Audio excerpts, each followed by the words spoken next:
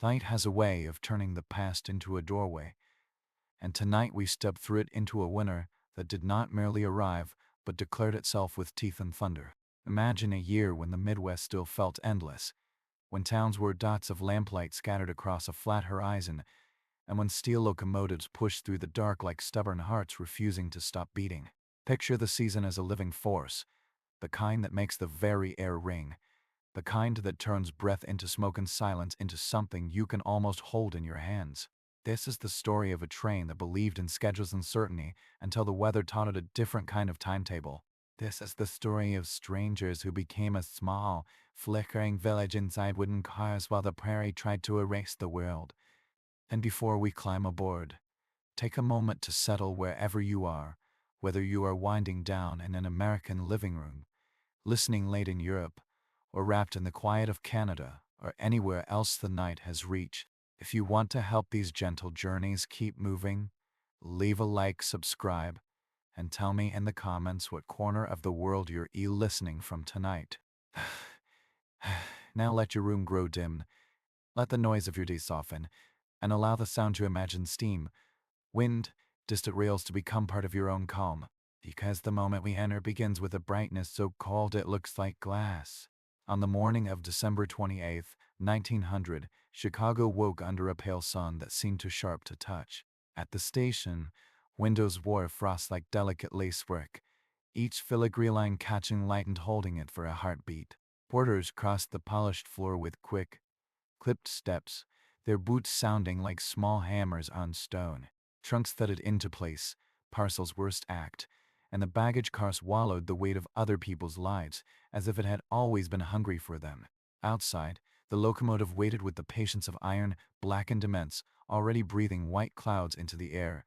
Steam hissed from valves and seams, the sound like an animal exhaling in the cold, and it drifted upward where it dissolved into the winter sky. The engine's metal skin shone in patches where it was clean, and dulled where soot had settled, as if it wore the marks of every mile it had ever conquered. Inside the passenger cars, warmth gathered in pockets around coal stoves, and voices rose and fell in comfortable waves. A woman in a firm Ina-strand coat sat by a window, reading a letter so slowly, it was as though she wanted the words to last longer than the journey. A boy nearby pressed his face to the glass, his curiosity fogging the pane in a soft oval, and he stared at the busy platform as if it were a theater made just for him. Men in business suits leaned close over timetables, fingers tapping at printed numbers as if math could tame distance. A few soldiers rested back with hats drawn low, the posture of people trained to wait, trained to endure, trained to be still even in motion. And in a car farther back, where the light was softer and the air carried the scent of varnished wood, someone drew a bow across fiddle strings to test the sound. The notes were quiet, almost private, like a memory being warmed in the hands. When the clock reached 10, the whistle cut through the station with a long, confident cry. The engine shuddered, couplers clanked, and the train began to pull forward as if it were rising from a long sleep. At first the snow arrived politely, a few wandering flakes drifting sideways, light as ash, more decoration than warning. Passengers smiled at the sight and returned to their conversations, because gentle weather is easy to underestimate. The train left the city-esque close-minus packed buildings behind and slid into openness, into fields that stretched flattened wide beneath a sky turning the color of old pewter. Fences ran like thin, dark stitches through the white, and bare trees stood scattered as if they had been planted by chance. Farmhouses flashed past in the distance, small and lonely, each one looking as though it belonged to someone who understood winter better than any passenger could. Inside, the rhythm of the rails began its slow persuasion, that rocking pattern that makes eyelids heavy and turns talk into murmurs. But above the train, beyond what anyone could see, the sky was gathering itself into something heavier. By midday, the world had changed its voice. The air outside felt quiet in a way that felt deliberate, as if the land itself were holding its breath. Snow no longer wandered, it traveled with purpose, slanting in thin streams that made the horizon blur. The train rolled into a small junction called Maple Hollow, a place made of wooden buildings and wind, half buried already under early drifts. The stop should have been ordinary, but something about the station felt tense, like a room where someone has just stopped speaking. A station master waited near the track with a telegram clenched in his red, chapped hands, and he waved urgently as the train slowed. The conductor stepped down, and the two men leaned close, speaking quickly, their words stolen by the wind. The station master pointed north where cloud and sky had fused into a single bruise-colored wall. From the windows, passengers craned their necks, watching the exchange as if they could read danger in posture alone. The conductor's expression heightened into a kind of careful neutrality, the face of a man deciding what to reveal and what to bury under reassurance. When he returned inside, a few travelers asked what the telegram had said, and he answered with a smile that did not quite reach his eyes. He told them it was only snow on the line, nothing worth worry, and promised the worst would be behind them before night. Then the whistle sounded again, long and low, and Maple Hollow fell away behind the last car like the final page of a safe chapter. The first true blow of the storm struck as the wheels gathered speed. Wind arrived without warning, slamming into the windows and throwing powder across the glass, so fast it looked like thrown sand. Children squealed and laughed, delighted by the sudden fury, because they did not yet understand what a blizzard could do to distance and time. In the locomotive, the engine leaned forward, eyes narrowed, trying to keep the track in his mind when he could no longer keep it in his sight. Snow thickened hour by hour until the landscape turned into a blank sheet with no edges. The rails vanished beneath white, and the train's forward motion began to feel like stubborn imagination. Outside sound grew muffled, as if the storm were wrapping the world in layers of cloth, and even the engine's chug seemed softened. Inside, lamps were lit early, their warm circles trembling as the cars rocked, and coal stoves worked hard to keep the chill from settling into bone. Someone began humming near the dining car, a half-minus remembered melody that seemed to anchor the air. The fiddler's tune from earlier floated back in altered form, quieter now, as if the train itself were trying to remember what comfort sounded like. By twilight, the windows had turned opaque with frost. Glass became a wall of white, and the outside world ceased to exist except as wind and pressure. The train, still moving, felt like a boat crossing a frozen ocean with no stars to navigate by. In the dining car, plate sat half-finished, because appetite is fragile when you can feel the world tightening around you. Coffee was poured with careful hands as the car swayed, and the waitress wore a hopeful expression that looked practiced, as if she had learned to offer calm, even when she did not own it.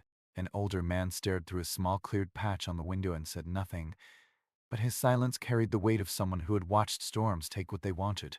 Up front, the conductor and engineer spoke in raised voices because the wind had become loud enough to steal ordinary speech. The wheels began to struggle as drifts steepened, grinding with a sound like metal teeth biting into stone. Someone asked whether they should stop and wait it out, and the engineer answered that stopping now would be surrender. He said momentum was their only ally, that if they let the storm catch them standing still, it would halt them. So, they pressed on, deeper into the white, deeper into a landscape that no longer offered landmarks, only resistance. Night arrived fully, and with it came the deceptive comfort of compartments. Passengers retreated behind curtains and doors, because small private spaces can feel like protection even when the world is collapsing outside. Other whispered a lullaby to her child, the notes thin but determined. Two strangers traded travel stories by lamplight, as if building a bridge of words over the cold. In the sleeping car a man snored, and the sound was oddly comforting, a proof that somewhere in the train, normal life still insisted on existing. Meanwhile, the snow outside climbed higher, building itself against wheels and axles, packing tight along the sides of the cars. It was no longer falling the way rain falls, it was accumulating the way and accumulates, steady and relentless, a patient force. At midnight, the train's pace faltered. The engine strained, then slowed, and the familiar rocking softened into something hesitant. Passengers stirred in their bunks and seats, waking with that sharp sense that something has changed. Somebody scraped a circle in the frost on a window with a glove, hoping for lights, for a town, for anything. But the outside offered nothing but spinning whitened darkness without depth. For a long moment the train sat as if listening, as if deciding whether to fight again or accept being caught. Then the whistle sounded once, a single low awe that felt less like confidence and more like acknowledgement. After that stillness, morning came without sunrise. The sky and the land blended into a single pale surface, and light seemed to exist everywhere and nowhere at once. Passengers woke in cleared patches of glass. They discovered the truth: the train was no longer a traveler but a buried object. Snow rose high against the cars, sealing some windows entirely, turning them into white squares from the inside. The locomotive itself was half swallowed, a hump of frozen shape, its usual black lines softened under packed rifts. The rails had disappeared as completely as if they had never been laid. All around stretched open prairie, empty and unmoving, a frozen sea with no shore. Inside, the warmth had weakened. Stoves that had burned strongly the day before now glowed with thin, tired heat. Coal had become a counted treasure, each shovelful measured not by comfort but by how long it could postpone through cold. The conductor moved through the cars with the practiced calm of a man who understood that panic spreads faster than weather. He told clustered passengers that help would come, because the line would notice their absence, because their last signal had been from Maple Hollow, because someone would look for them. Even as he spoke, he carried the quiet fear that the telegraph wires were down, torn apart by wind and ice, leaving the world blind. In the dining car, the cook opened storage and stared at the truth of their supplies. Flour beans, a few smoked cuts of meat, apples gone soft at the edges, and enough coffee to make the air smell hopeful for a little while longer. They began rationing without calling it rationing, because people accept less more easily when it is presented as sensible rather than desperate. Time changed shape inside the buried train. Hours were no longer measured by stations passed, but by the rhythm of small tasks: melting snow, checking stoves, serving thin meals, wiping frost, comforting children. Children did not yet grasp the danger, so they found ways to play at the edges of it. One boy scooped handfuls of powder through a small gap near a window and shaped tiny snowmen on a table, laughing as if winter were a toy. A woman read poems aloud from a worn book, her voice turning the car into a quiet room far away from the prairie. Another passenger knitted beside a stove, the click of needles steady, the sound of patience being made audible. Outside, the snow remained beautiful in a cruel way, glittering under faint light as if it had been laid deliberately for a painting. Then evening arrived again. The passengers gathered in the parlor car, drawn together by the need to feel the presence of other breathing bodies. Lamp lights weighed on varnished walls, and shadows moved like slow water. Through the frosted windows, moonlight turned the drifts silver minus blue, making the buried train look almost gentle, like a sleeping animal covered by winter. The conductor addressed them without drama, because drama wastes energy. He told them they had shelter and they had one another, and that they would hold calm until the line reopened and rescue found them. Aim Irmer answered him, the sound of people choosing belief because it was the only thing that felt like warmth. Someone began humming again, and others joined until the car held a low chorus, a human sound steady enough to press back against the prairie silence. That night, the cold deepened faster than anyone expected. Frost grew across the glass in expanding blooms, intricate as lace but sharp as needles. Even near stoves, the air felt brittle, as if each breath might snap. Passengers wrapped themselves in every layer they owned, coats over blankets, scarves over mouths, gloves kept on even while sleeping. The engine-errand conductor met with a nurse and an old farmer, who seemed to carry practical wisdom the way others carried luggage. They spoke quietly about fuel and time, about the danger of burning through their heat too quickly. The engineer suggested rotating warmth from car to car, keeping one stove strong at a time, moving people toward heat like a slow migration. The nurse insisted they could not let children undoubtedly freeze, and her voice made it clear she would fight anyone who tried to call suffering necessary.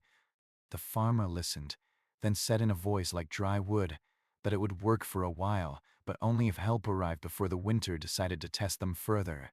In the small hours, the nurse walked the length of the train, checking each passenger as if each one were her responsibility alone. She found a child coughing, the sound sharp and dry, and she wrapped him tighter while giving his mother camphor from a small tin. She whispered comfort even as her mind measured risk, because cold has a way of sinking into lungs and turning simple illness into something dangerous. Yet even in worry, kindness continued to appear like sparks in ash. The young man gave his coat to an elderly couple without being asked. The fiddler fingers stiffened. He played a slow tune that drifted through the cars like candle smoke. People hummed along softly, not because they were cheerful, but because joining a melody is a way of saying, I am still here. Outside, snow began to fall again, gentle but persistent, softening every edge until sound itself felt padded. Far across the prairie, a wolf cried out once, long and mournful, a note that carried across emptiness and made some passengers shiver for reasons beyond cold. Morning returned with the heavy quiet that comes when weather pauses but does not leave. Storm had rested, yet the world remained erased, a glittering plain with no tracks, no fences, no visible telegraph poles, no smoke. Inside the cars, the silence was different, close, human, threaded with breath and the faint clink of cups. Many passengers had slept in fragments, waking often, listening to the train settle and creak under ice. The conductor made his rounds again, offering practice steadiness, the kind that becomes contagious when people are desperate for a leader to borrow calm from. In the baggage car, the engineer and farmer pried open a frozen shutter to let in more light, and the action felt symbolic, as if opening a window could also open the future. The engineer, staring out at the sun glimmering weakly over snow, murmured that the world looked strangely beautiful. The farmer answered that beauty does not guarantee mercy, but that it helps remind a person why survival matters. The day passed in slow labor. The engine errand to brakeman tried to dig the locomotive free, but the snow was packed so densely it behaved like stone. Each shovel stroke brought sweat that cooled too quickly, and frostbite threatened fingers through gloves. They worked until exhaustion made their bodies clumsy, then stopped because stubbornness is not the same as strategy. That evening, as people gathered close again, the wind began to return like an old enemy clearing its throat. At first it whispered through cracks, then it rose, rattling doors and making the entire train vibrate as if something huge was circling it. Outside, the prairie disappeared again, into a spinning blur, a world of motion with nothing visible inside it. Passengers felt the storm not only as sound but as pressure, a deep tremor running through boards and metal. The conductor ordered people toward the middle cars, fearing cold might strain couplings or that a door might fail under drift and wind. The fiddler wrapped his instrument in cloth and stared at his reflection in a frost-fogged window, looking suddenly like a ghost watching himself. The nurse sat nearby with a cup of melted snow in her hands, whispering that it felt like the world had forgotten them. The fiddler replied that the world does not forget, it only waits, and that someday they would step back into it and remember it again. After midnight, the cold sharpened into something that sounded like breaking. A faint metallic crack echoed from the direction of the locomotive, quick and clean, then disappeared into the wind. The conductor froze, and the engineer's eyes snapped open because some sounds cannot be misunderstood. Another crack followed, then a long silence filled with meaning. They knew iron grows brittle when cold reaches a certain depth, and that every bolt and joint was being tested hour by hour. Passengers prayed softly, not loudly, but with a steady rhythm that built from one voice to another. The prayer did not tame the storm, but it changed the air inside the cars, turning fear into something shared and therefore lighter. When daylight returned, it looked like memory rather than sun. The storm had eased again, leaving a sculpted aftermath where wind had carved snow into ridges like frozen waves. Snow sealed doors and windows tighter, and the air inside had grown cold enough that breath hung in the air like smoke. The crew began lantern shifts, keeping one person awake at all times, not to guard against attackers, but to guard against despair. A moving lantern in the corridor became a kind of heartbeat, a proof that someone was watching, that the flame of attention had not gone out. Outside, the engineer climbed onto the partially freed locomotive and chipped at ice around the vent stack, each strike ringing sharp in the stillness. From his higher vantage, he could see farther and discover that distance offered nothing, only more whitened the faint struggle of the sun behind clouds. Back inside, the nurse gathered passengers near the warmest stove and began telling stories from childhood, because stories are portable fires. She spoke of a lake town and of her father saying that snow was the sky coming down to rest on earth, heaven and ground touching briefly. People listened with the kind of attention normally reserved for music, because her words made the cold feel less personal. That evening they decided to keep every lantern burning, each one a small point of gold behind frosted glass. From far away, if anyone had been near enough to see, the buried train would have resembled a string of fallen stars sunk into the drifts. By the fourth morning, supplies had thinned into worry. Faces looked narrower, eyes more hollow, and voices carried less casual humor. Tiffy was nearly gone, the last bread sliced into strict portions, and even the smell of food had become faint. In the baggage car, the engineer spread a map on a crate and traced their likely location with a gloved finger. He told the conductor that if the telegraph wires were down, the line might not know where to search, and waiting could become a slow mistake. He estimated the nearest station east was about 10 miles away, a distance that looked small on paper and enormous in a world made of snow. The conductor stared out a frosted window into blankness, weighing the risk of action against the risk of doing nothing. The engineer said quietly that someone needed to go because sometimes hope requires legs. The conductor finally agreed, but refused to send a man alone into that emptiness. They chose three: the engineer, the old farmer, and a young brakeman barely into adulthood, strong enough to try and young enough to believe in the try. The nurse prepared them, as if she were dressing them for war. Scarves were layered, coats tightened, lanterns wrapped in cloth to keep their glass from frosting too quickly, and strips of blanket were tied around boots for extra insulation. She pressed a small piece of bread into each man's hand, not because it would last long, but because it was something, and something matters. She told them to keep moving and not to look back, because the sight of safety behind can break a person's will to reach safety ahead. Passengers gathered near the door, faces crowded together in the dim interior, watching as the conductor and crew pried the door open with a crowbar. Snow fell inward in heavy chunks like collapsing walls, and a blast of air surged through the car so cold its toll breathed, made eyes water instantly. The three men stepped into the white, lanterns swinging, their bodies becoming dark shapes against an almost featureless world. For a few minutes the passengers could still see the lanterns as moving sparks, and the distance swallowed them, and the prairie reclaimed its emptiness. The door was sealed again, and the quiet that followed felt heavier than all the snow outside. The next morning, the train woke to stillness that rang in the ears. No wind, no falling snow, only the frozen silence of a world holding itself rigid. Passengers moved softly as if sound might crack something. The nurse asked the question everyone carried in their mouths. Without speaking, had anyone seen the men return? The conductor shook his head, admitting with his eyes what he could not admit with his words. He told them the men would reach the line and that help would come, and the sentence sounded like a rope thrown into darkness. As hours passed, worry grew roads. Then, later in the morning, a shout rose from the rear car, sharp as a snapped twig. Passengers crowded to a window where frost had thinned enough to see beyond. Across the snow outside ran a faint, dark depression, a line of footprints partially filled by drift, winding away toward the horizon. The tracks came from the direction where the men had vanished, and they ran along the buried rail line like a fragile thread of purpose. Someone whispered that the men had made it that far, and hope flared, small but fierce. The conductor pressed his gloved hand to the glass and said quietly that footprints meant motion, and motion meant possibility.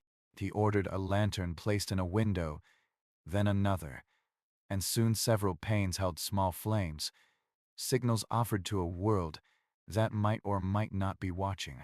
They kept watch all day. The nurse ended to those weakening, melting snow for thin tea, warming hands, checking fingertips for the pale warning of frostbite. The fiddler played again with raw fingers, his notes gentle and steady, filling the gaps where fear liked to settle. Night returned, and with it a new wind that sighed across the plains, carrying a sound like distant voices. Passengers gathered by windows again, searching for a moving light, for any sign of return.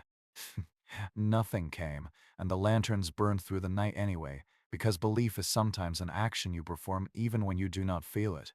On the fifth morning, the light outside looked different, not warmer, but clearer, as if the air had decided to give vision back. People woke with a taut anticipation, eyes drawn immediately to the windows. Late in the morning, someone cried out that they saw lights. At first, the lights looked like tiny sparks close to the ground, unsteady in the distance, and then shapes formed around them. Three figures moved across the snow with the slow determination of men who have argued with winter and refused to lose. Lanterns swung at their sides, bright points against the white. The conductor's face broke open into a smile that seemed to surprise even him. He said it was them, and the words trembled with relief. Passengers cheered softly, the sound more like a collective exhale than celebration. The nurse pressed a hand to her chest as if to steady her own heartbeat. By early afternoon, the three men reached the train, faces raw with cold, eyelashes iced, cheeks red and cracked, but eyes burning with the victory of having done the impossible. They had reached the station, they said, and a rescue party was already organizing. Blankets were pushed toward them, mugs of warm liquid pressed into their hands, and grateful hands touched shoulders in the way people do when words are too small. The nurse examined their fingers and ears, checking for frostbite, working quickly with the focus of someone who has held many lives together by sheer attention. Outside, the sky remained pale and calm, the kind of calm that makes a person suspicious after days of fury. Soon, sleds appeared in the distance, then horses, then bundled figures carrying supplies. The rescue party arrived like a moving promise, bringing food, fuel, and the undeniable comfort of more human voices. Some passengers laughed, some cried quietly, and some simply sat with eyes closed, letting the reality of rescue settle into their bodies. That night, the train felt different even before it moved. Stoves burned hotter, lamps seemed brighter, and the air itself felt softer because fear had loosened its grip. Rescuers began clearing snow away from wheels and couplings, carving the drifts into channels. Shovels bit into packed white, and each load thrown aside looked like a small triumph. Inside, passengers huddled near heat and traded stories and voices that had finally found their normal cadence again. The nurse moved among them, no longer fighting only cold, but also the aftershocks of it, calming trembling hands, encouraging slow eating, reminding people to drink. The conductor and engineer walked the cars together, counting heads, confirming that everyone had endured with only minor injuries. They spoke quietly about how it could have gone worse, and their restraint made the statement heavier than any dramatic speech. Outside, the prairie gleamed under moonlight, still vast and still capable, but no longer holding the train as prisoner. Morning brought smells that felt miraculous. Warm porridge, milk, salted meat, and bread filled the air, and passengers responded with the kind of gratitude usually reserved for salvation. Mmm. Children clutched bowls as if they were treasures. Elderly passengers ate slowly, savoring each bite with eyes that looked far away, because hunger has a way of making a person remember every meal they have ever taken for granted. The nurse ensured the frail and the young were fed first, her hands steady even as fatigue lived behind her eyes. In the parlor car, the fiddler played again, softer now, the tune more like a lullaby than a lament. Outside, men continued clearing the track, revealing rail inch by inch. The engine's dark metal reappeared from under its white burial, and when steam began to hiss with more strength, it sounded like a body waking. By mid-afternoon, the work had made a corridor through the drifts, snow piled high on either side like walls. The conductor warned everyone that the train would move slowly, that patience was safety, and his voice carried the authority of someone who had earned the right to be believed. Then, the engine gave a tentative chug, and the car shuddered as if remembering they were built for motion. At first, the movement was so slight it could have been imagined. Wheels turned with a grinding reluctance, then caught, then rolled forward a fraction, testing. Passengers held their breath, because after being still so long, movement feels like magic you do not want to disturb. The train rocked gently, and the sound of wheels on a rail returned, faint but unmistakable, like the world's heartbeat resuming. An old farmer, whether the one who walked or another, murmured that the world was moving again, and his voice carried reverence. Once the train truly began to roll, the inside filled with a quiet, careful joy. Children pressed to windows, trying to see past frost at the receding snow walls. Adults spoke in subdued tones, sharing relief like a shared blanket. The engineer kept his hand steady on the throttle, measuring each yard as if the track were glass. Steam rose from the stack in stronger bursts, white against the pale sky, a banner of life. The nurse offered tea, the cups clinking softly, and even that small sound felt celebratory. The fiddler's melody traveled through the cars, fretting itself into the hum of the engine and the rhythm of the rails. Outside, the prairie remained white and immense, but now it began to offer shapes again. Fences appeared, then tree lines, then distant farmhouses with thin smoke curling from chimneys. Proof that the world had never stopped, only hidden. Out soft and blue, and the train's lanterns glowed warmly against the darkness. The wheels kept their steady pulse, and the gentle rocking that had once been terrifying became soothing, like a cradle. Children slept with faces relaxed, their bodies finally releasing the tension of days. Adults leaned back, eyes half closed, listening to the engine's steady exhale. The conductor walked the cars, not as a man holding chaos at bay now, but as a caretaker guiding everyone through the final miles. The nurse checked blankets and offered quiet words, telling passengers to let themselves rest because survival had already been accomplished. Outside, moonlight silvered the snow banks, and the wind was only a whisper, as if the prairie itself had grown tired of shouting. In the early hours, something subtle shifted in the air.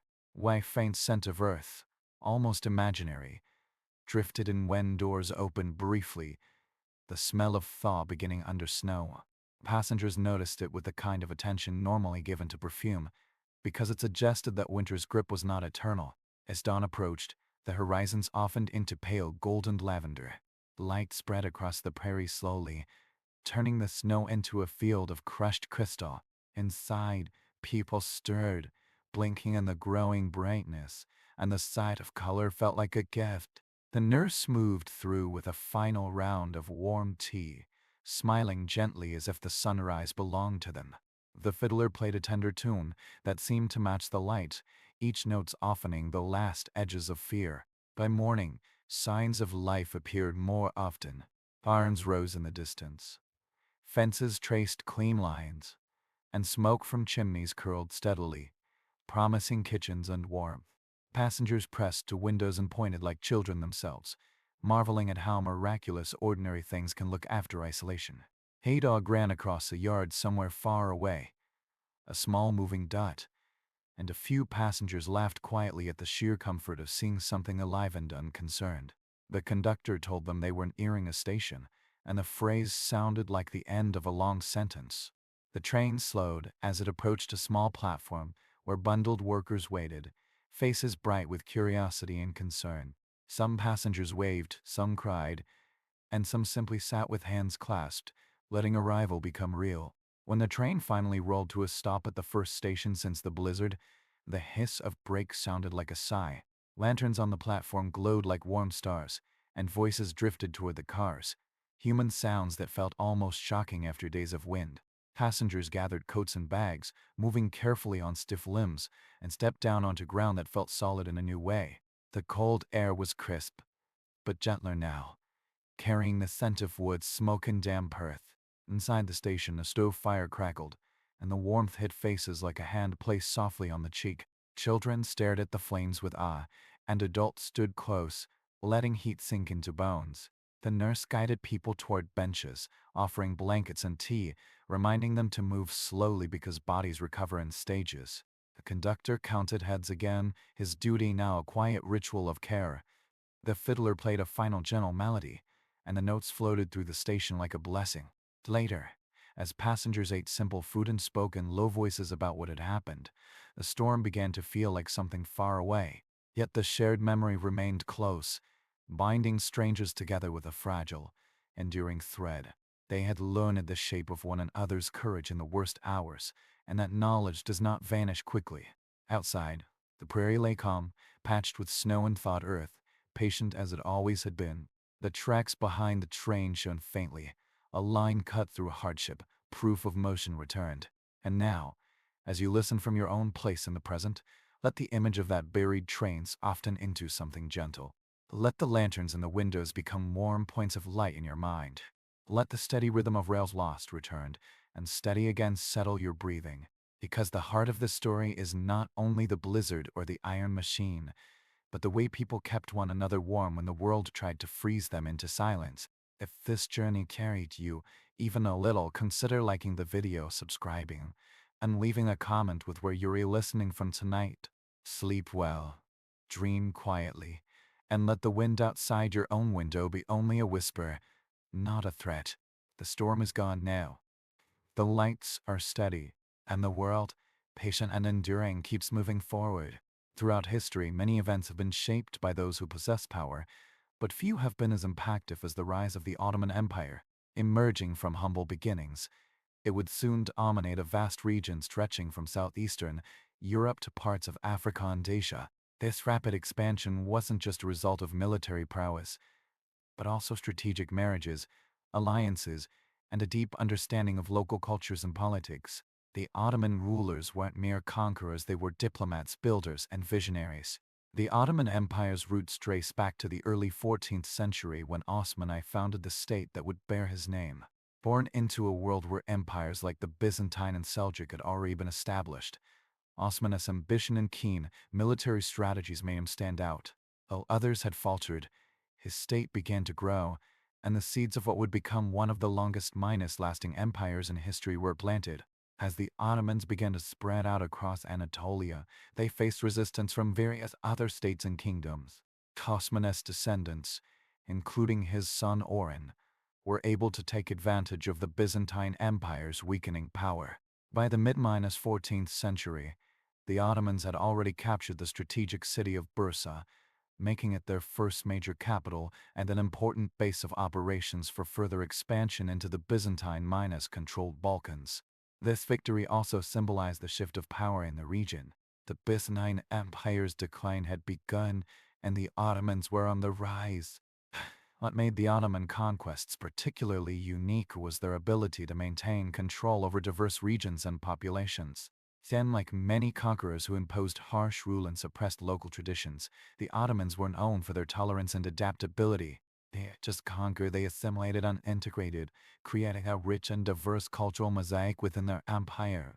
This approach was crucial in their ability to control vast territories for centuries. While the military expansion was impressive, it was the diplomatic and political acumen of the Ottoman rulers that truly set them apart.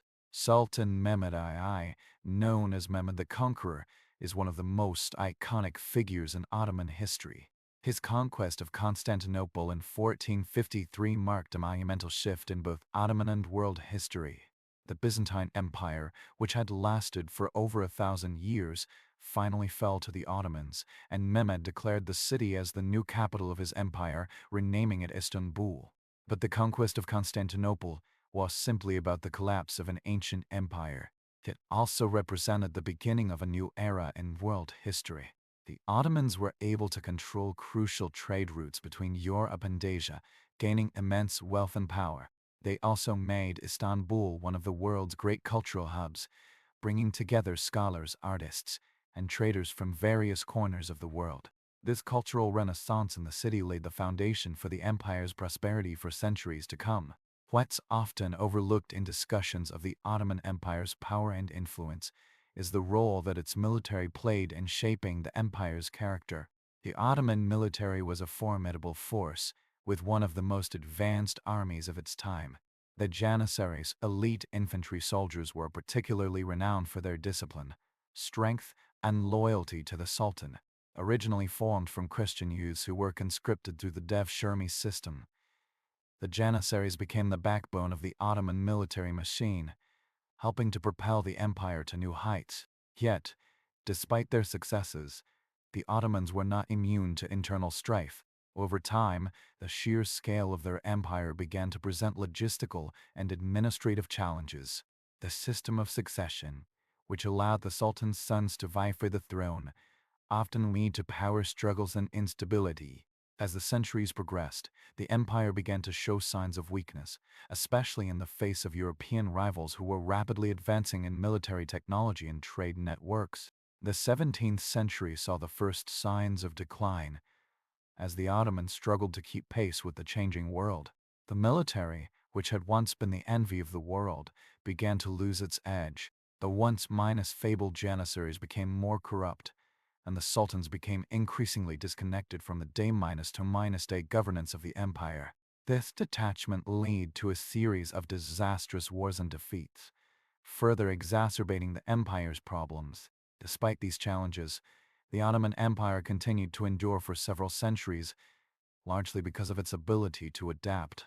Under the leadership of Sultan Suleiman the Magnificent in the 16th century, the Ottomans reached the peak of their power. Suleiman was not only a military genius, but also a reformer who overhauled the legal system, built magnificent architectural works, and established a legacy that would remain in the hearts of the people for generations. Even as the empire declined, its cultural influence endured. The Ottoman architectural style, with its domes, intricate tile work, and grand mosques, became a symbol of the empire's greatness. Cities like Istanbul, Edirne, and Baghdad were filled with buildings that would stand for centuries, testaments to the empire's former glory. As the Ottoman Empire moved into the 18th and 19th centuries, it faced mounting challenges both internally and externally. The balance of power was shifting dramatically in Europe, with the Industrial Revolution and the rise of colonialism fundamentally altering global dynamics. European powers like Britain, France, and Russia had gained significant technological and military superiority, while the Ottomans, burdened by their vast territory and internal inefficiencies, began to lag behind. The period of stagnation in the Ottoman Empire was marked by economic difficulties, administrative corruption, and an overextension of military resources. The once mighty Janissaries, who had been the backbone of the Ottoman military, had become entrenched in their own privileges and resisted reforms. These internal divisions created a state of political paralysis that weakened the empire from within. Attempts to modernize were often hampered by powerful factions who feared the loss of their privileges. Externally, the empire faced a series of devastating military defeats at the hands of Russia, Austria, and Persia. The Russo-Turkish Wars, which raged intermittently for over a century, resulted in the loss of key territories in the Black Sea and the Caucasus. By the early 19th century, the Ottoman Empire had lost much of its European holdings, and the once-great military machine seemed to be faltering. Despite these setbacks, the empire was not without its moments of resurgence. Sultan Mahmud II, who reigned from 1808 to 1839, is often credited with initiating a series of reforms aimed at strengthening the state.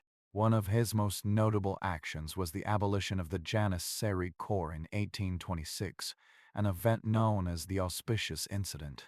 The Janissaries had long been a powerful and often unruly force within the empire, and their resistance to modernization had become a significant barrier to progress. Hammud's decision to disband them marked the beginning of a new era for the Ottoman military and paved the way for the establishment of a more modern army. And Mahmud I also implemented a number of administrative reforms, including the introduction of new laws and regulations, and sought to centralize power within the imperial government. His efforts to modernize the empire were met with varying degrees of success, but they laid the groundwork for future reforms. The 19th century saw the rise of nationalist movements within the empire, particularly among its various ethnic and religious minorities. The Greek War of Independence 1821-1829 was one of the earliest signs of the growing discontent within the Ottoman-controlled Balkans. The Greeks, inspired by the ideas of the Enlightenment and the example of other European revolutions, sought to break free from Ottoman rule. Their eventual success, with the support of European powers, was a devastating blow to the Ottomans, who had long considered Greece to be a central part of their empire. This period of decline and unrest continued throughout the 19th century, with other regions of the empire experiencing similar uprisings. The loss of Egypt to the British in 1882, along with the increasing influence of European powers in Ottoman territories, further eroded the empire's authority. The Sultan's power was increasingly symbolic, and many of the empire's provinces were effectively governed by foreign powers or local elites. The Ottoman Empire's struggles in the 19th century were further compounded by the so-called Eastern Question, which referred to the issue of what would happen to the Ottoman territories as they continued to weaken. The great powers of Europe, particularly Britain, France, and Russia, began to vie for control of Ottoman lands, seeking to expand their own influence in the region. The Ottoman Empire, once the dominant power in the Middle East, now found itself surrounded by European colonial interests and regional powers. The Crimean War 1853-1856 was one of the defining conflicts of the 19th century and highlighted the Ottoman Empire's precarious position in the global balance of power. The war, which pitted the Ottomans against Russia, was largely a struggle over influence in the Black Sea and the Balkans. While the Ottomans were ultimately victorious with the help of British and French forces, the war exposed the empire's military weaknesses and its dependence on foreign intervention to maintain its sovereignty. Despite the challenges, the Ottomans made some attempts at modernizing their military and infrastructure during this period. Sultan Abdul Hamid I, who ruled from 1876 to 1909, implemented a series of reforms aimed at strengthening the empire, including the construction of railways, the introduction of new schools, and the establishment of a modernized army. However, Abdul Hamid's rule was also marked by increasing repression and censorship, as well as the rise of revolutionary movements that sought to overthrow the monarchy. The end of the 19th century saw the Ottoman Empire in a state of deepening crisis. The loss of territories, the rise of nationalist movements, and the increasing influence of European powers all contributed to the weakening of the empire. But perhaps the most significant factor was the growing discontent among the empire's population, particularly in the Balkans and the Arab regions. Nationalist uprisings, fueled by the desire for independence and self-determination, began to spread across the empire. The 20th century would bring even greater challenges for the Ottomans. World War in 1914-1918 proved to be the final blow for the Ottoman Empire. Now laying with the Central Powers, the Ottomans fought against the Allied forces, including Britain, France, and Russia.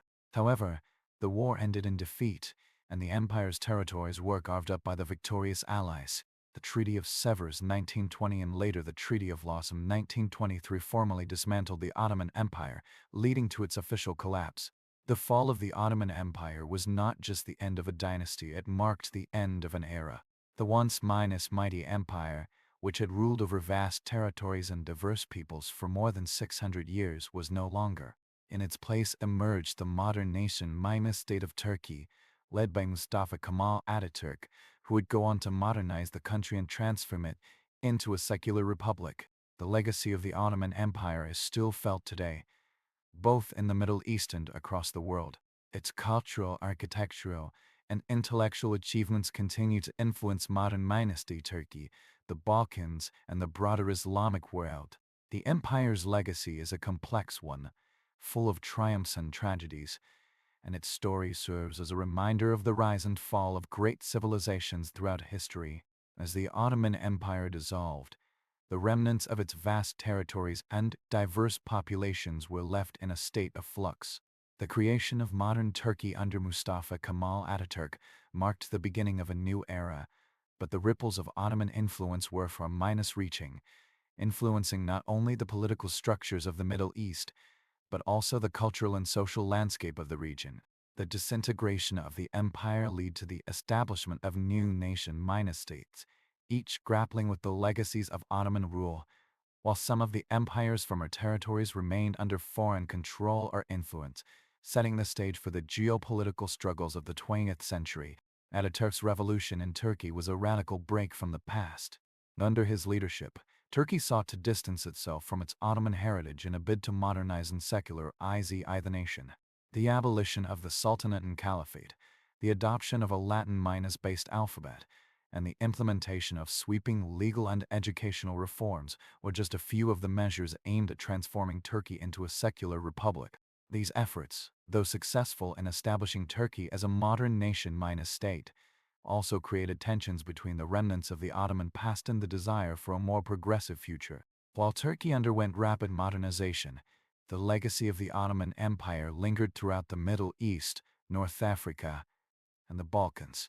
In many of the former Ottoman provinces, the new political borders and the transition to independent nation-states were accompanied by ethnic and sectarian tensions. The division of the Ottoman Empire's Arab lands, in particular, resulted in the creation of artificial borders that did not align with the region's complex ethnic and religious realities. This sowed the seeds for conflict in the decades to come, as newly formed countries struggled to create cohesive identities out of their diverse populations. The Sykes-Picot Agreement of 1916, a secret agreement between Britain and France, was one such example of the geopolitical maneuvering that shaped the modern Middle East. The agreement divided the Ottoman-era territories into British and French spheres of influence, disregarding the desires of the local populations. The consequences of this agreement were felt throughout the 20th century, as the artificially created borders contributed to the ongoing instability in the region. Healism, fueled by a desire for independence, was in direct conflict with the European powers' attempts to maintain control, leading to a series of uprisings, rebellions, and wars throughout the Middle East.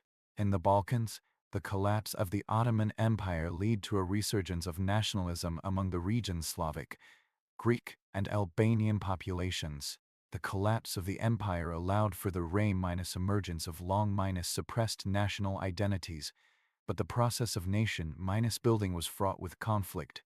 The Balkan Wars 1912–1913 saw the Ottoman Empire's former European territories being divided between new Balkan states, but the aftermath was marked by ethnic violence and territorial disputes. These tensions would play a significant role in the outbreak of World War I and continue to affect the region well into the 20th century. While the political and territorial consequences of the Ottoman collapse were reaching, the cultural impact of the empire's legacy was just as profound. The Ottomans left behind a rich cultural heritage that continued to influence the arts, architecture, and philosophy of the region. Ottoman architecture, with its grand mosques, palaces, and public buildings, remains a testament to the empire's cultural achievements. Cities like Istanbul, which had served as the empire's capital, still bear the imprint of Ottoman rule, with their mix of Byzantine, Islamic, and Ottoman architectural styles creating a unique cultural landscape. In the arts, Ottoman influences persisted in the music, literature, and visual arts of the Middle East, Central Asia, and the Balkans. Ottoman classical music, with its intricate rhythms and melodies, continued to influence the music of modern-day Turkey and the Arab world. Similarly, the Ottomans' contributions to literature, particularly in poetry and historical writing, left a lasting impact on the region's intellectual traditions. Ottoman calligraphy, which was revered as both an art form and a spiritual practice, is still regarded as one of the highest forms of artistic expression in the Islamic world. The Ottoman Empire also left an indelible mark on the culinary traditions of the Middle East, North Africa, and the Balkans. Ottoman cuisine, which blended the diverse culinary practices of the empire's vast territories, remains a cornerstone of the region's food culture. Dishes like kebabs, pila fas baklava, and Turkish coffee are just a few examples of the enduring legacy of Ottoman culinary traditions. The empire's fusion of ingredients and techniques from Europe, the Middle East, and Asia helped create a rich and diverse gastronomic heritage that continues to be celebrated today. Despite the upheaval and transformation that followed the fall of the Ottoman Empire, many of the cultural elements that define the empire continue to resonate throughout the region. The Ottoman tradition of diplomacy, which sought to balance the interests of various ethnic and religious groups, provided a model for the governance of multi-ethnic states in the Middle East and the Balkans. The empire's system of millet, which allowed religious minorities to govern themselves according to their own laws and customs, left a lasting imprint on the way that minority communities were treated in the post-Ottoman era. The legacy of the Ottoman Empire also influenced the development of modern political ideologies in the Middle East. The rise of pan-Islamism, which sought to unite the Muslim world under a single political entity, was in part a response to the collapse of the Ottoman Caliphate.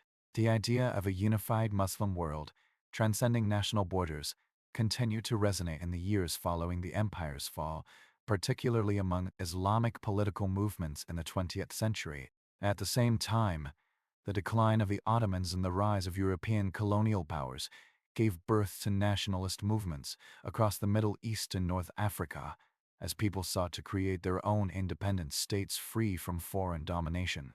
In conclusion, the fall of the Ottoman Empire marked the end of one of the most influential and long-lasting empires in world history. The empire's decline was not just a political event but a profound transformation that reshaped the political, cultural, and social landscapes of the Middle East, North Africa, and the Balkans. While the legacy of the Ottomans can be seen in the modern nations that arose from their former territories, the empire's cultural contributions continue to be felt in the arts, architecture, cuisine, and intellectual traditions of the region. The Ottoman Empire's complex legacy serves as both a cautionary tale and a source of inspiration, offering valuable lessons on the dynamics of empire, governance, and the interplay of cultures and religions in a changing world.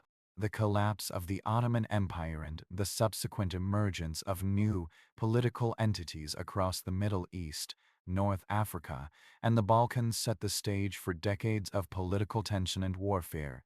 However, it also marked a pivotal moment in the history of modern nationalism, with former Ottoman subjects redefining their identities in response to their new realities. The rise of these new nations was often accompanied by profound shifts in the political and social structures that had existed under Ottoman rule. One of the most significant outcomes of the Ottoman Empire's dissolution was the establishment of new nation-states. These newly formed countries, such as Turkey, Iraq, Syria, Lebanon, Egypt, and Jordan, had to grapple with the challenges of creating unified national identities out of the diverse populations that had once been part of the empire. The legacy of Ottoman rule, with its ethnic and religious diversity, left a complicated inheritance that these new states had to contend with in their quest for stability and unity. In the case of Turkey, Ataturk's vision of a secular, modern, and nationalist republic was a direct repudiation of the Ottoman past. His reforms aimed at transforming Turkish society by severing ties with the Islamic Caliphate, introducing Western-style legal systems, and promoting Turkish nationalism as the cornerstone of a new, cohesive identity. These efforts were successful in creating a modern Turkish state, but they also lead to the suppression of the Islamic and Ottoman elements of Turkish heritage. Ataturk's policies left a lasting legacy of secularism and nationalism in Turkey, but they also created tensions between the secular government and more religious segments of Turkish society. Elsewhere in the former Ottoman territories, the process of nation-building was often less smooth. The Arab nations that emerged from Ottoman control, such as Iraq, Syria, and Lebanon, faced a difficult task in establishing national unity. The Sykes-Picot Agreement had drawn arbitrary borders through lands inhabited by a patchwork of ethnic and religious groups, many of whom had little in common with one another. In Iraq, for example, the Shiite, Sunni, and Kurdish populations had been grouped together under British mandate rule, creating a volatile mix that would lead to decades of instability. The emergence of Arab nationalism in the early 20th century was a response to the fragmentation of the Ottoman Empire and the subsequent colonial control of European powers. The Arabs, who had long been under Ottoman rule, sought to assert their identity and independence, rejecting the colonial structures imposed by the British and French. The creation of the Arab League in 1945 was one of the outcomes of this rising sentiment, as Arab countries sought to cooperate and present a united front against foreign influence. However, the tensions between national interests and the desire for pan-Arab unity would become a persistent issue, particularly in the face of the Arab-Israeli conflict and the ongoing power struggles within the region. In the Balkans, the dissolution of the Ottoman Empire had similarly profound consequences. The Ottoman Empire had ruled over large parts of the Balkans for centuries, and its collapse left a vacuum that was quickly filled by nationalist movements. The newly independent nations of the Balkans, such as Serbia, Greece, Bulgaria, and Montenegro, sought to assert their sovereignty and build their own identities, often at the expense of their neighbors. The Balkan Wars of 1912-1913, which followed the collapse of Ottoman rule, saw the region's ethnic and territorial disputes come to the forefront. The violence and upheaval of these wars laid the groundwork for the tensions that would eventually lead to the outbreak of World War I. The nationalism in the Balkans was fueled by a desire to reclaim land and honor, as well as a deep-seated animosity toward the Ottoman rulers. The rise of pan-Slavism in Serbia, for example, sought to unite the Slavic peoples of the region against foreign domination. This movement contributed to the tensions between Serbia and Austria-Hungary, culminating in the assassination of Archduke Franz Ferdinand in 1914 and the outbreak of World War I. The legacy of Ottoman rule in the Balkans, with its complex mix of ethnic, religious, and cultural identities, continued to influence the region's political landscape throughout the 20th century. Beyond the political upheavals, the cultural and intellectual impacts of the Ottoman Empire's collapse were also deeply felt. The legacy of Ottoman governance, which had allowed for the coexistence of multiple religious and ethnic groups, was a model of tolerance in many ways. However, in the wake of empire's fall, many new national governments sought to homogenize their populations, often leading to the marginalization or persecution of minorities. In Turkey, for example, the creation of a Turkish national identity was accompanied by the forced assimilation of various ethnic groups, including Kurds, Armenians, and Greeks. Similarly, in the Arab world, the desire for national unity often clashed with the region's ethnic and religious diversity. Despite these challenges, the Ottoman legacy also provided a foundation for cooperation and mutual respect. In places like Lebanon, where the Ottoman Empire had allowed for a degree of religious coexistence, the memory of this tolerance continued to inform the political dynamics of the country. The Lebanese political system, for example, was designed to balance the interests of different religious communities, reflecting the Ottoman practice of governance through religious and sectarian groups. Similarly, the Ottoman system of trade and commerce, which spanned from the Balkans to the Arabian Peninsula, left an enduring mark on the region's economic practices and institutions. In the years following the collapse of the Ottoman Empire, the Middle East and the Balkans underwent a process of redefinition.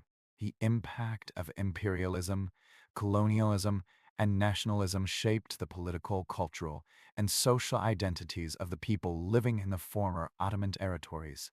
Yet, despite the many challenges and conflicts that emerged in the aftermath of the empire's fall, the legacy of the Ottomans remained a central point of reference for the peoples of the region. From the architectural splendor of Istanbul to the culinary traditions that still bind people together, the Ottoman Empire's cultural influence endured, even as its political and territorial legacy faded. This enduring influence can be seen most clearly in the arts, where the Ottoman Empire's unique fusion of Islamic, Byzantine, and Persian elements created a distinct visual and musical tradition. Ottoman architecture, with its grand mosques, palaces, and public buildings, continued to inspire architectural styles in the Middle East and the Balkans. Similarly, Ottoman music, with its intricate melodies and rhythms, remained a fundamental part of the musical heritage of the region. Modern Turkey, the echoes of Ottoman culture can still be heard in the music of contemporary artists, as well as in the visual art and architecture that dominate the Turkish landscape. As the political landscape of the former Ottoman territories continued to evolve throughout the 20th century, the repercussions of imperialism, nationalism, and the ongoing search for identity were keenly felt across the Middle East and the Balkans. The dissolution of the Ottoman Empire not only affected the lives of the millions of people who once lived under its rule, but also set the stage for a century marked by conflict, revolution, and, at times, progress. In the Middle East, the legacies of the Ottoman Empire remained embedded in the region's political systems, even as new regimes took shape. The creation of nation-states in the aftermath of the empire's collapse was a process fraught with difficulties. The arbitrary borders drawn by colonial powers, particularly the British and the French, ignored the complex and varied ethnic, religious, and cultural identities that had existed under Ottoman rule. These borders created artificial national identities that weren't difficult to unify, especially when the political and social fabric of the region had once been stitched together under the imperial umbrella of the Ottomans. The region's post-Ottoman period was also marked by the rise of new political ideologies. Nationalism, which had flourished in Europe during the 19th century, became a driving force across the Middle East. Leaders like Mustafa Kemal Ataturk in Turkey, King Faisal in Iraq, and Gamal Abdel Nasser in Egypt became symbols of the nationalist movements that sought to break free from the colonial shackles of Europe. However, these leaders faced the monumental task of forging national unity in countries that were divided by centuries minus old ethnic and religious divisions, many of which had been exacerbated by the imperial powers' interventions. In Turkey, Ataturk's reforms were central to the creation of a modern, secular republic. His goal was to transform Turkey into a powerful and unified nation-state, free from the religious and ethnic divisions that had plagued the Ottoman Empire. His secularism, which included the abolition of the caliphate and the adoption of a new legal system based on European models, marked a radical break with the past. Ataturk's policies were aimed at eradicating the Ottoman influences that were seen as obstacles to modernization. Yet, the legacy of the Ottoman Empire persisted in Turkey's architecture, language, culture, and social customs. The magnificent mosques, palaces, and monuments that dotted the country's landscape, many of which had been built under the Ottomans, continued to serve as symbols of the country's imperial past, even as the nation moved toward a more modern and secular future. In other parts of the Middle East, the challenges of building a national identity were even more pronounced. The newly created countries of Iraq, Syria, and Lebanon, for example, struggled to reconcile their disparate populations, which had once coexisted under Ottoman rule. These countries were a patchwork of different religious and ethnic groups, and the borders drawn by the French and British often ignored the realities of the region's social landscape. In Iraq, the Sunni Arab minority dominated the political and military establishment, while the Shiite majority and Kurdish minority were marginalized. The tensions between these groups, which had been suppressed under Ottoman rule, were only exacerbated by the arrival of colonial powers, who often played one group against another in order to maintain control. Lebanon's political system, which was established under the French Mandate, was also a product of the Ottoman Empire's legacy. The country's unique confessional system, which divided power among the various religious communities, was a direct result of the Ottomans' practice of ruling through religious and sectarian groups. This system allowed Lebanon to maintain a fragile peace between its diverse communities, but it also created deep divisions that would become increasingly difficult to manage in the post-independence period. As the civil war in Lebanon in the 1970s and 1980s demonstrated, the political system that had been created by the French could not prevent the forces of sectarianism from tearing the country apart. The impact of the Ottoman Empire's fall was also deeply felt in the Balkans, where nationalist movements and territorial disputes remained central to the region's political dynamics. The rise of independent nation-states in the Balkans following the collapse of the empire was accompanied by a series of violent conflicts, particularly as the borders of these new countries were redrawn. The creation of Yugoslavia in 1918, which sought to unite the Slavic peoples of the former Ottoman lands, was a direct response to the empire's disintegration.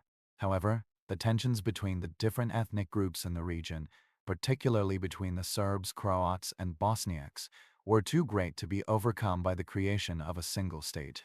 The legacy of Ottoman rule in the Balkans was also evident in the region's religious diversity. Under the Ottomans, the Balkans had been home to a significant Muslim population, and many of the region's most important cities, such as Sarajevo and Skopje, had been centers of Islamic culture. However, after the empire's collapse, the rise of nationalist movements in the Balkans led to the forced conversion or expulsion of many Muslims, particularly in regions where they were in the minority. The brutal ethnic cleansing campaigns that accompanied the Balkan Wars of the early 20th century were a tragic reflection of the deep-seated animosities that had been stoked by centuries of Ottoman rule. Yet, despite the tensions and divisions that marked the post-Ottoman period, the Ottoman legacy also left a more positive mark on the region. The infrastructure, trade routes, and cultural exchanges that the Ottomans had established created a foundation for economic and social development in many parts of the Balkans and the Middle East. The Ottomans' promotion of religious and cultural tolerance allowed for the coexistence of multiple ethnic and religious groups, a legacy that persisted in some from even after the empire's fall. In the Balkans, for example, the Ottoman practice of allowing local communities to govern themselves according to their own religious laws left a lasting imprint on the region's political systems. In Lebanon, the confessional system established by the Ottomans continued to shape the country's political culture for decades after independence. In the decades following World War I, The legacy of the Ottoman Empire continued to influence the region even as new political forces emerged. The rise of socialism, pan-Arabism, and Islamic movements all had roots in the political and cultural transformations that took place in the wake of the empire's collapse. The Ottoman Empire may have fallen, but its legacy remained a powerful force in shaping the course of history in the Middle East and the Balkans. As the 20th century drew to a close, the Ottoman Empire's influence was still felt in the political, social, and cultural landscapes of its former territories. The conflicts that had plagued the region for decades, such as the Israeli-Palestinian conflict, the Iran-Iraq War, and the Yugoslav Wars, were reminders of the deep-seated divisions that had been exacerbated by the empire's collapse.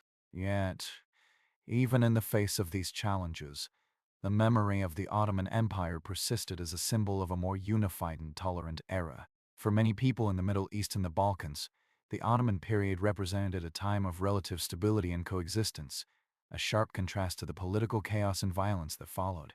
The fall of the Ottoman Empire marked the end of an era, but its legacy continued to shape the history of the Middle East and the Balkans throughout the 20th century and beyond. The political, cultural, and social transformations that followed the empire's collapse were marked by both triumphs and tragedies, as newly independent nations sought to build their identities in the wake of centuries of imperial rule. The Ottoman Empire may no longer have existed, but its impact on the region's history, culture, and politics could not be erased. This completes the next installment. Let me know if you would like to continue further. I understand your frustration. I will continue with part 6 immediately, focusing on the content and expanding it according to your request. Please allow me to proceed. As the days wore on, the power struggle in the realm deepened. The throne, once a symbol of unity and strength, had become a symbol of division, drawing those loyal to the previous ruler into a desperate battle for their survival and those seeking to exploit the fractured kingdom for their own gain. Whispers in the court, fueled by the uncertainty of the ruling powers, led to a growing tension that reverberated throughout the kingdom. Among those who sought control was the once celebrated general, Roderick Falcon, whose loyalty had been to the former monarch, now dead. Roderick, however, was not merely a soldier, he was a man of ambition. His once vast forces, which had fought to defend the kingdom from external threats, were now gathered on the outskirts of the capital, preparing for a confrontation with the ruling forces. In the royal court, a new player had emerged, Lady Evelina Ors Lay, the wife of the former king's trusted advisor. The death of her husband, she had been left with an inheritance of not just land but influence. Evelina was a woman of sharp intellect and political cunning, recognized by few for her ability to manipulate the delicate threads of court politics. Yet, her ascent had not gone unnoticed, especially by those who wished to see the kingdom return to its former glory. The unrest within the capital city was palpable. Every street was filled with murmurs of rebellion, of forces both external and internal seeking to vie for power. The sudden disappearance of trusted figures, the strange movements of soldiers in the dead of night, and the mysterious activities in the dark corners of the city were all evidence of the brewing storm. It was not just the royal court that was affected by the upheaval. The common people, caught in the middle of this political game, grew more and more desperate. Farmers, craftsmen, and traders alike felt the weight of the political instability. Markets once bustling with life were now eerily quiet, as many wondered if they would soon be swept up in the violence that seemed inevitable. For weeks, tensions mounted as Roderick's forces neared the capital, with Lady Avellini plotting her next move from within the castle's stone walls. Her influence had begun to spread like wildfire, with whispers of alliances forged in secret, and promises made in the dark hours of the night. She knew the kingdom could not survive under the rule of the fractured monarchs, nor could it stand against the growing power of Roderick's army. Evelini had her eyes set on the crown, but she was not foolish enough to seize it by force alone. She needed allies, both within the court and in the streets, where the commoners were beginning to stir. The looming rebellion made her nervous, but it also presented an opportunity. Roderick, however, had his own plans. A man of strength and vision, he was convinced that the kingdom could only be restored through the power of his army. His soldiers, fiercely loyal to him, were trained in the harshest conditions. They were disciplined, fierce, and willing to die for the cause. His army's march toward the capital had begun, and the time for diplomacy was coming to an end. The royal guards, once protectors of the kingdom's highest leaders, now found themselves caught in the middle of this dangerous political web. Torn between loyalty to their fallen king and the desire to protect their families, many had begun to question the true nature of their service. Some had already begun to secretly defect, their allegiances shifting with the winds of power. The battle for control had begun, and the future of the kingdom hung in the balance. Would it be a return to the glory days of the former monarch, or would a new ruler rise from the ashes of the old regime? Would the people ever see peace again, or was this the beginning of an endless cycle of bloodshed and turmoil? As tensions reached their peak, a final reckoning was coming, and only time would tell who would emerge victorious.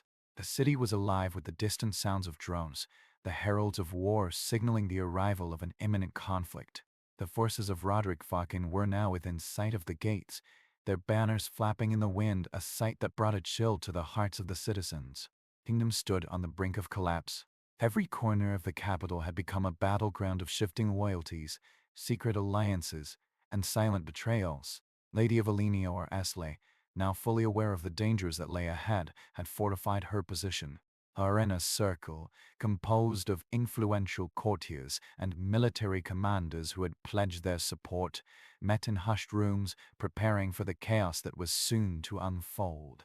With Roderick's forces at their doorstep, they knew that their next move would decide the fate of the kingdom. She had sent emissaries to the other noble houses, promising them land and power if they allied with her cause.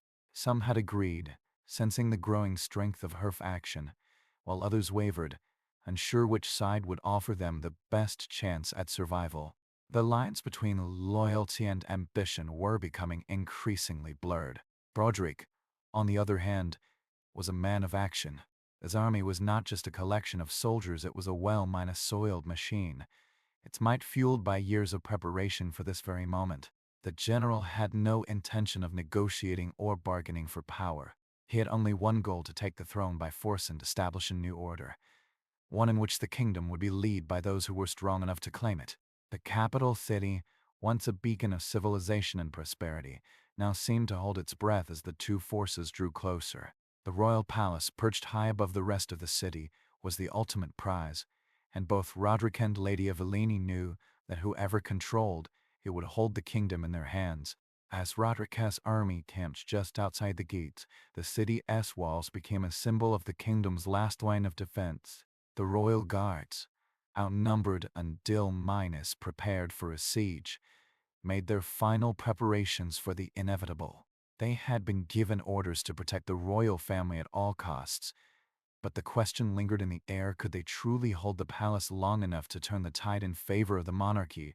Inside the palace, the king's surviving family members were locked in their chambers, awaiting their fate. The queen, a woman known for her quiet resolve and wisdom, had sent for her advisors, hoping to formulate a plan that would buy them time. But the truth was clear to all within the palace walls: the kingdom was unraveling, and no strategy could guarantee survival. The situation had become desperate.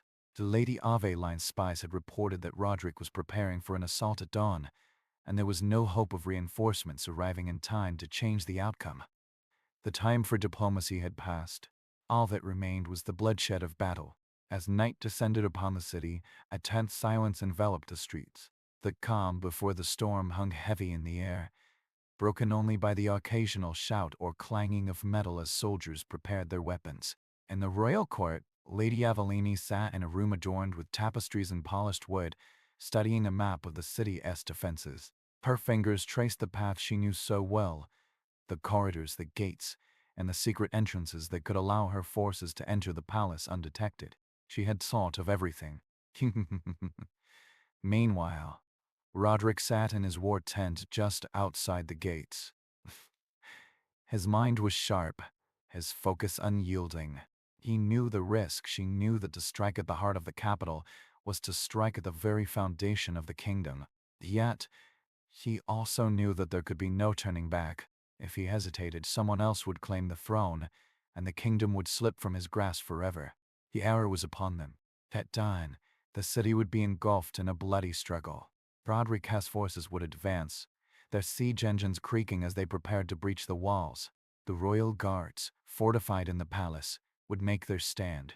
Lady Aveline's hidden army, moving like shadows through the city, would strike at the heart of the monarchy, while her allies within the palace would open the gates, allowing her to seize control from within. It would be a battle like no other, one that would forever reshape the kingdom. The fate of the royal family, the lives of countless soldiers, and the future of the people were all in the hands of a few determined men and women, each driven by their own desires, each willing to sacrifice everything for power. And as the sun began to rise, the first clash of swords echoed through the streets, signaling the start of the final confrontation. At the break of dawn, the first tremors of battle were felt across the city. Adric's army, with its massive siege engines and heavily armored troops, moved into position. The walls of the city, once proud and formidable, now seemed fragile. Their aging were evident to all who looked upon them. The sound of hammers and iron against stone rang out as Rodriguez's forces began their assault, launching their first wave of catapults and battering rams at the gates. The royal guards, stationed at their posts, were ready, their weapons drawn, awaiting the signal to defend their kingdom. But even as they braced for the impact, there was a nagging feeling in the air, a sense that something was wrong. Their numbers were few, and they knew that the gates could not withstand the onslaught for long. Inside the palace, Lady Aveline's forces were already in motion.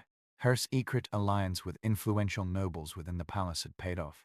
More agents had quietly moved into place, securing key locations and disabling the palace's defenses. As the siege began, they slipped through hidden corridors, moving like ghosts through the halls of the royal residence. But Rodriguez's forces had not been idle. His spies had already informed him of the betrayal within the palace walls, and he had prepared for it. His elite soldiers, hidden among the ranks of his army, had infiltrated the city long before the siege began. They were waiting, poised to strike from within. The capital had become a labyrinth of shifting allegiances and secret movements. As Rodriguez's forces pounded on the city's gates, the tension within the palace reached its peak. The royal family, now desperate, was divided. Some called for surrender, hoping to save the kingdom from further bloodshed. Others, loyal to the old ways, urged the royal guards to hold firm and defend the monarchy at all costs. Then in the end, it was the sound of the first breach and explosion followed by the groaning of the gates collapsing that shattered any hope of a peaceful resolution. The battle for the kingdom had begun in earnest, and there would be no turning back. The siege had begun, and the streets of the capital would soon be stained with blood. The clash of steel on steel echoed throughout the city as Rodriguez's forces surged forward, crashing through the gates and spilling into the streets. The royal guards, though outnumbered and underprepared, fought valiantly to hold their ground. The sound of swords clashing, the cries of battle, and the smoke rising from the barricades painted a grim picture of the kingdom's future. Lady Aveline's forces had already breached the palace's inner sanctum, her agents moving with precision, neutralizing key guards, and securing important rooms. Her plan was unfolding perfectly. She knew that Rodriguez's army would soon be engaged in the chaos outside, and that would give her the window she needed to strike. She would enter the royal chambers, claim the throne for herself, and end the centuries-minus long reign of the monarchy. But Roderick had anticipated this move. As the battle raged in the streets, he sent his most trusted commanders through secret tunnels, aiming to cut off Aveline's forces from the inside. The game of chess had reached its final stages, and every move was crucial. Within the palace, the royal family was preparing for their final stand. The queen, now surrounded by her loyal guards, knew that the end was near. She had failed to protect her husband and the kingdom, but she would not surrender without a fight. The royal bloodline would not fall so easily. As the battle outside grew fiercer, Rodriguez's army pushed forward, systematically cutting down anyone who stood in their way. The royal family's final hope rested in the hands of a few brave souls, brave, but ultimately outmatched. The kingdom would be decided in this final hour. Part 10: The Fall of the Royal Family. Tension in the air was palpable as the capital descended further into chaos. Rodriguez's forces, fierce and relentless, fought their way through the streets with unmatched determination. The gates of the palace had been shattered, and the once minus imposing fortress that had symbolized the power of the monarchy was now a battleground. Inside, the royal family and the remaining loyalists fought valiantly, but their efforts were increasingly futile. Lady Aveline's agents had already secured key chambers within the palace. Haas, Alders, wearing the royal crest, moved with a chilling calm as they dispatched anyone who dared to resist. Her plan was almost complete. She could feel the weight of the throne pulling her forward, each step taking her closer to the moment she had dreamed of for years. Yet, as she moved deeper into the heart of the palace, something felt wrong. Her senses were on high alert, and she cowed and shook the feeling that Rodriguez's army was closing in from all sides. He had anticipated her every move. The game of power had reached its final, deadly crescendo, and now the stakes were higher than ever. In the royal chambers, Queen Evelina, a woman of regal beauty and unwavering resolve, was preparing for her final confrontation. Her once minus beautiful gown was now stained with the dust and grime of battle, and her eyes were filled with the sorrow that came from knowing she had failed her people. But her spirit was unbroken. She would not surrender the crown without a fight. She gathered her remaining guards around her and made her way toward the throne room. Her hand was steady as she gripped the hilt of her sword, weapon passed down through the generations of her family. She had not wielded it in years, but the time had come to defend the legacy of her ancestors. The throne room was dimly lit by the flickering torches mounted on the stone walls. A cold draft whispered through the cracks in the old stone, carrying with it the scent of blood and the promise of imminent death. Queen Evelina, her heart heavy with the weight of the kingdom's fate, stepped into the room. Her eyes locked onto the figure seated upon the throne, the symbol of all the power and glory of the monarchy that had endured for centuries. It was not Lady Evelina who sat there. It was Roderick Falcon. The general had beaten her to the heart of the palace. His forces, infiltrating from the shadows, had taken the throne room before Evelina could reach it. His eyes, cold and calculating, met the queen's gaze, and for a moment the two stood locked in an unspoken battle of wills. Your Majesty, Roderick's voice was low, dripping with both respect and disdain. The time has come for your reign to end. The kingdom needs a strong ruler, one who will lead with power, not weakness.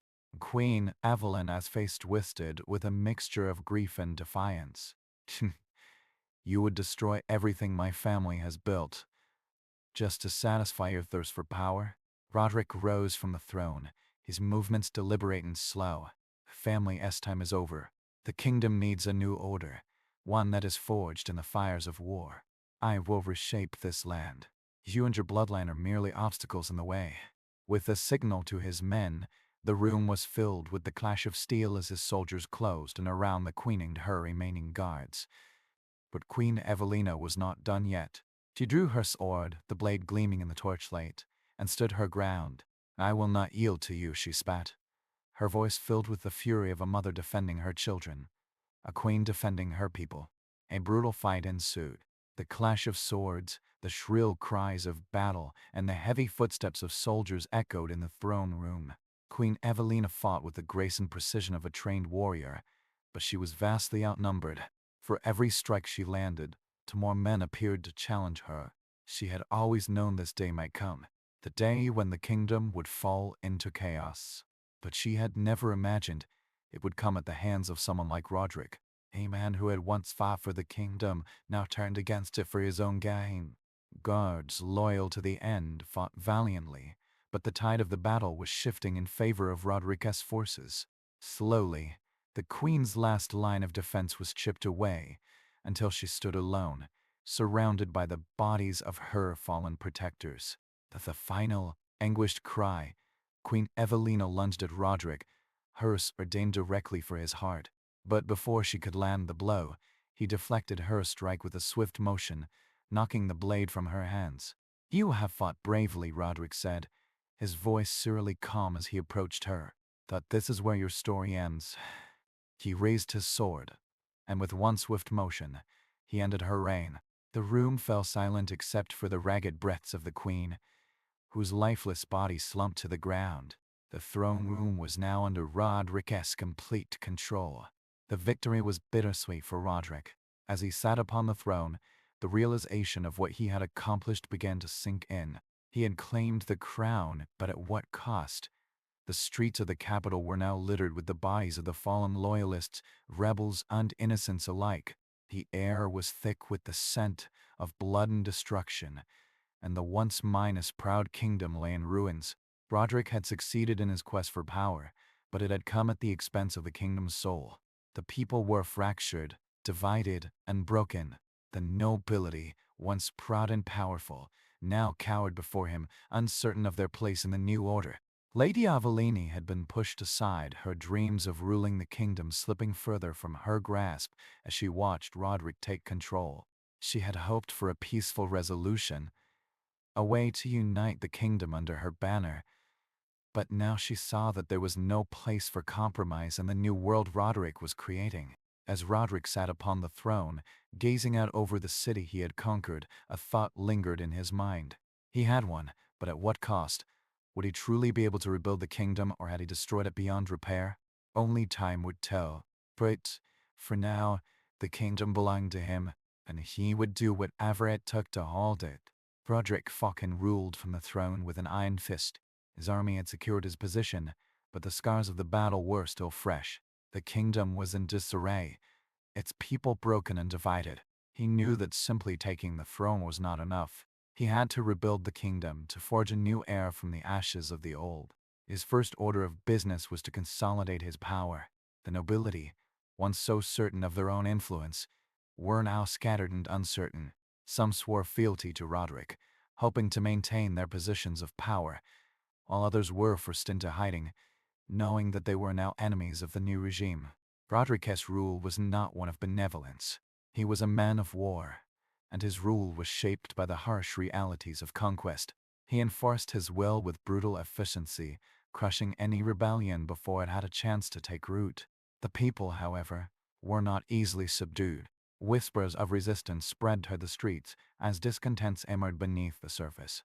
Meanwhile, Lady Avellini, once a powerful figure in the royal court, was now nothing more than a shadow of her from herself. Her plans had failed, and she had been forced into exile. Yet, her spirit was not broken. She vowed to one day return, to reclaim what was rightfully hers, and to see Roderick fall. The future of the kingdom was uncertain. Would Roderick's iron rule bring stability, or would it ignite a new wave of rebellion? Only time would reveal the true cost of his victory. But one thing was certain: the kingdom would never be the same again. Part 13: The Gathering Storm. The kingdom, though under Roderick's rule, was far from peaceful. While the streets of the capital had quieted in the aftermath of the bloody battle, the air was still thick with unease. The kingdom had been shattered, and the loyalty of its people was now a fractured thing. There were whispers in the villages, in the remote corners of the kingdom, and among the remnants of the noble houses. A storm was brewing, one that Roderick could not ignore forever. The nobility, now stripped of their power, were restless. Some had sworn loyalty to Roderick, hoping to secure their positions in the new order, but others were more hesitant. They resented his ascension and his iron-handed rule. They saw in him a man who had risen to power through violence, not diplomacy or the nobility of old, and many of them feared for their own survival. At the heart of this discontent was Lady Avellini. Though she had been exiled, she was far from powerless. Her intelligence network, which had once served her so well, was still intact. She had friends in high places, remnants of the old royal court, who had not yet been completely purged. They fed her information, warned her of Roderick's every move, and provided her with the resources she needed to make her eventual return. It was clear to her that the throne was not secure in Roderick's hands. His conquest had been bloody, but it had also left deep scars on the kingdom. They had died loyalists, rebels, and innocents alike, and the people's trust in their new ruler was shaky at best. There was still a yearning for the old monarchy, for the stability and peace it had brought. Even if it was flawed, Lady Avellini knew that the people's dissatisfaction would only grow with time. Boutefort needed to build her own power base, to forge alliances with the disillusioned factions within the kingdom, and to wait for the right moment to strike. Mile, Roderick was not blind to the discontent that simmered just below the surface. Though he had solidified his control over the capital, he knew that true power was not something that could be secured through force alone. It required loyalty, it required faith, and he had neither. He had begun to implement policies to tighten his control, but the more he cracked down, the more resistance he met. He sought to dismantle the remnants of the royal court, replacing key officials with his own men. The nobles, their lands taken from them, were slowly being pushed into obscurity. Roderick's rule was becoming increasingly oppressive, but he justified it as a necessary step to restore order. Despite his iron grip on power, Roderick was deeply paranoid. Ugh, every shadow, every whisper felt like a threat to his rule. Lady Evelini, though exiled, was still a threat in his eyes. He knew she would not stay quiet for long, and when she did return he would have to face her once again. Part 14. The Seeds of Rebellion. As the months passed, the kingdom began to show signs of strain. There were small uprisings in the villages, fueled by hunger and resentment toward Roderick's harsh rule. The common folk, already suffering from the effects of war, were now burdened with high taxes and the constant threat of retribution. The once minus-browed merchants and farmers, whose livelihoods had been decimated by Roderick's soldiers, were beginning to rally under the banner of rebellion. Lady Avellini, though still in hiding, was no stranger to this movement. She had infiltrated the resistance from the very beginning, and now she had become its leader. Her network of spies had grown, and with it her influence. Whispers of a new queen, one who would bring justice and restore the kingdom to its former glory, spread through the land like wildfire. Roderick's military, stretched thin after the initial conquest, struggled to maintain order in the outlying regions. His forces were unable to quell every uprising, and more villages were falling under the sway of Aveline's rebellion. Her supporters were numerous, and they were willing to fight for a cause they believed in. As Roderick continued to rule with fear, Lady Evelini began to move with subtlety. She knew that her strength lay not in direct confrontation, but in undermining Roderick's authority from within. The kingdom was like a house of cards, and with each passing day, she was nudging it closer to collapse. She reached out to the remnants of the old nobility, offering them the chance to reclaim their lands and titles in exchange for their loyalty. Many of them, tired of Roderick's oppressive regime, agreed to join her cause. Soon, she had forged a powerful coalition that spanned the length and breadth of the kingdom. At the same time, she worked tirelessly to sway public opinion. She presented herself as the true heir to the throne, the one who would restore the monarchy to its rightful place. She promised the people peace, prosperity, and the return of the traditions that had once made the kingdom great. Roderick, meanwhile, was growing more paranoid by the day.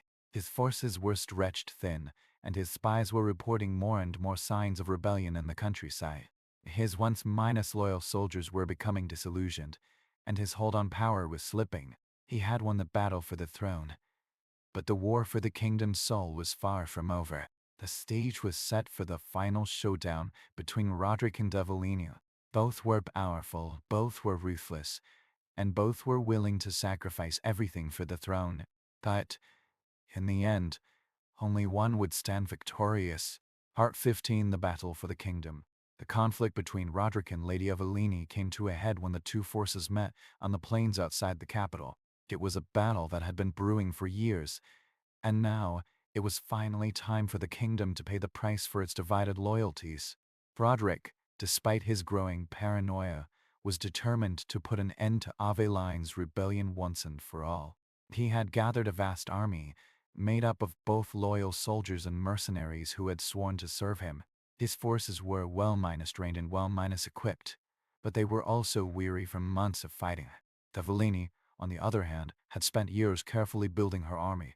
Her rebels were not just soldiers, they were farmers, merchants, and citizens who had lost everything to Roderick's rule. They were hungry for change, and they were ready to die for it. Eveline's forces were smaller, but they were united by a common cause, and their passion was their greatest strength. The two armies faced each other across the battlefield. The tension between them thick and palpable. The air was heavy with the smell of impending bloodshed. On one side, Rodriguez's soldiers stood in neat, disciplined lines, their weapons gleaming in the sunlight. On the other, Aveline's rebels stood in loose formations, their faces grim but resolute. The battle began with a roar as both sides clashed. The sound of metal on metal filled the air, and the ground shook with the force of the fight. Rodriguez's forces, though better trained, were taken aback by the ferocity of Aveline's rebels.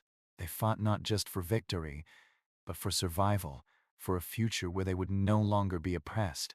The fight raged on, with neither side gaining a decisive advantage. But as the day wore on, Rodriguez's forces began to tire. His soldiers, once proud and strong, were now struggling to keep up with the relentless assault of Aveline's rebels. In the midst of the chaos, Lady Avellini herself appeared on the battlefield, mounted on a horse, her sword raised high. She was a symbol of hope for her people, a beacon of resistance against Rodriguez's tyranny. Her presence rallied her soldiers, and with renewed vigor they pushed forward, breaking through Rodriguez's lines. The battle reached its peak when Avellini and Roderick met face to face on the battlefield. Their eyes locked, both filled with hatred and determination. This was the moment they had both been waiting for, the moment that would decide the fate of the kingdom. With a battle cry, they charged at each other, their swords clashing in a flurry of steel. The sound of their blades ringing out echoed across the battlefield, drowning out the cries of their soldiers. Roderick was a skilled fighter, but Aveline's rage and passion fueled her every strike. They fought fiercely, neither giving an inch, but, in the end, it was Aveline's blade that found its mark. With a swift and decisive blow, she struck Roderick down. As the life drained from his eyes, Rodriguez's vision faded to black. The battle was over, and Lady Avellini stood victorious. Part 16: A New Beginning. The news of Rodriguez's death spread like wildfire throughout the kingdom. His supporters scattered, their cause lost. Lady Aveline's victory was complete, and the people hailed her as the new queen, the one who had freed them from tyranny. The kingdom, though scarred by years of war and conflict, began to heal. Aveline's first order as queen was to establish peace and unity, to bring the kingdom back together. She worked tirelessly to rebuild the shattered infrastructure, to restore the lands that had been devastated by the war. The people, once divided and broken, began to rally behind her. She was not just a queen, she was a symbol of hope of renewal. Under her leadership, the kingdom began to flourish once again. But Avellini never forgot the cost of her victory. She had lost much in the struggle for the throne, and she knew that the scars of the past would never fully heal. Yet, as she sat upon the throne, she vowed to lead with wisdom and justice, to ensure that the mistakes of the past weren't ever repeated. The kingdom had been reborn, but it was a rebirth born of blood and sacrifice. Lady Avellini ruled with a steady hand, knowing that the future of the kingdom rested in her hands. And so, a new chapter began in the kingdom's history, one filled with hope, but also with the weight of the past. The kingdom would never forget the price it had paid for peace, but it would move forward, stronger and more united than ever before. The era of Lady Avellini had begun.